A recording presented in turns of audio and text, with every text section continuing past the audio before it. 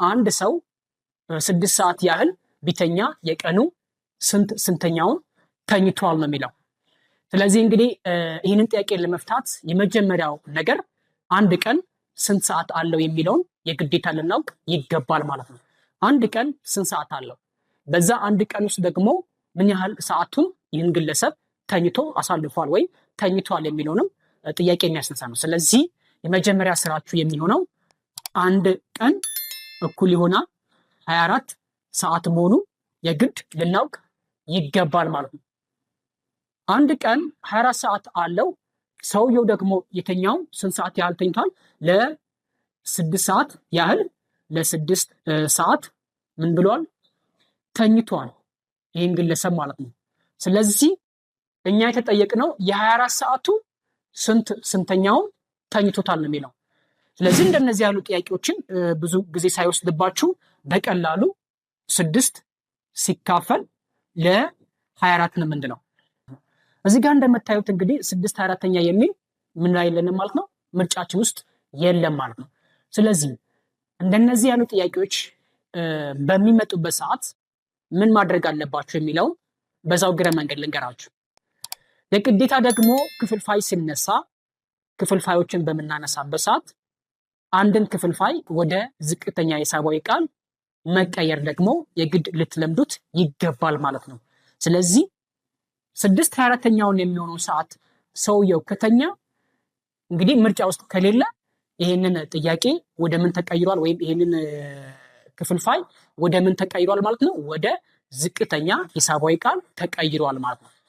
አንድን ክፍልፋይ ደግሞ ወደ ዝቅተኛ ሂሳባዊ ቃል ለመቀየር ደግሞ ምንድነው የምናደርገው የሚለውን ከማንሳታችን በፊት ወደ ዝቅተኛ ሂሳባዊ ቃል መቀየር ማለት ምን ማለት ነው ለሚለው ጥያቄ እዚህ ጋር የምታዩት ክፍልፋይ ላዕሉና ታህቱ ወይም ደግሞ የላዕሉና የታህቱ ትልቁ የጋራ አካፋዮቻቸው አንድ ቁጥር እስኪሆን ድረስ እነዚህን ሁለቱም ቁጥሮች ማቃለል ማለት ነው። ስለዚህ የ6 ማካፋዮች እንፈልጋለን፣ የ24 ማካፋዮች እንፈልጋለን። ከዛ በኋላ ላዕሉና ታህቱ ከጋራ አካፋዮቻቸው ውስጥ ለትልቁ የጋራ አካፋያቸውን ካካፈልን በኋላ እንደዛ ነው የምናስቀምጠው። ስለዚህ ወደ ዝቅተኛ ሂሳባዊ ቃል መቀየር የግድ ያስፈልጋቸዋል ማለት ነው። ስለዚህ ምን ልናደርግ ነው? 6 ሲካፈል ለ6 ምክንያቱም ትልቁ የጋራ አካፋይ የ24 ቁጥርና 24 እና 6 እኩል ይሆናል 6። የግድ ደግሞ 6 ለ6 እናካፈለ እንዲሁም ደግሞ 24ም እዚች ጋር ባካፈል ነው በ6 ቁጥር እዚህ መተን ለ6 እናካፍላለን ማለት ነው። ይህንን የማካፈል ዘዴ ደግሞ ተማሪ እስከሆናችሁ ድረስ የግድ ልታውቁት ይገባል ማለት ነው። ወደ ዝቅተኛ ሂሳባዊ ቃል በምንቀይርበት ሰዓት እንግዲህ እዚህ ጋር እንደምታዩት 6/24 ማለት 6 ነገር ሲካፈል ለ6 1 ነው የሚሆነው። 24 ደግሞ ሲካፈል ለ6 4 ነው የሚሆነው። ስለዚህ ምን ማለት ይመስላችኋል? አሁን ይሄንን ማለት ምን ማለት ነው? ይሄንን በቀን ውስጥ ለ6 ሰዓት ያህል የተኛውን ሰውዬ የ24 1/4 ምን ብሎታል? ተኝቶታል ማለት ወይም ተኝቶ እንቅልፍ ላይ አሳልሷል ማለት ነው። አሁን ደግሞ ወደኋላ ልንመለስ ነው። የ24 ቁጥር 1/4 ማለት ምን ማለት ነው የሚለው በቃል ደረጃ ሳይሆን አስልቼ በደንብ ላሳያችሁ። የ24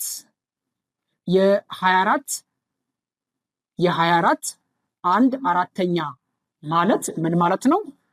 1/4 ሲባዛ በ24 እኩል ይሆናል 6። ስለዚህ 24 ሲካፈል ለ4 ስንት ይመጣል ማለት ነው? 6 ይመጣል ማለት ነው። ያ ማለት የ24 1/4 ማለት 24 ቁጥርም ለ4 በምታካፍሉበት ሰዓት 6 ይመጣል። ስለዚህ ቅድም እንደተባባል ነው ይህንን ግለሰብ የ24 ሰዓት 1/4 ተኛ ማለት ስንት ሰዓት ተኝቷል ማለት ነው? 6 ሰዓት ተኝቷል ማለት ነው። እንደገና ደግሞ 6 ቁጥር ማለት ደግሞ የ24 ስንተኛውን ነው? 1/4 ነው ማለት ነው። እንዴት እንደሚሰራ ደግሞ በሌላ ቪዲዮ አሳያችኋለሁ ማለት ነው። ስለዚህ የዛሬ ጥያቄያችን ይሄ ነው የሚመስለው። መልሳችን ሊሆን የሚችለው ወይም ደግሞ መልሳችን የሚሆነው ሀሌታ 1/4 ተኝቷል ማለት ነው። ስለዚህ በዚህ ምሳሌ መሰረት እናንተም በርካታ ጥያቄዎችን መስራት ትችላላችሁ ማለት ነው።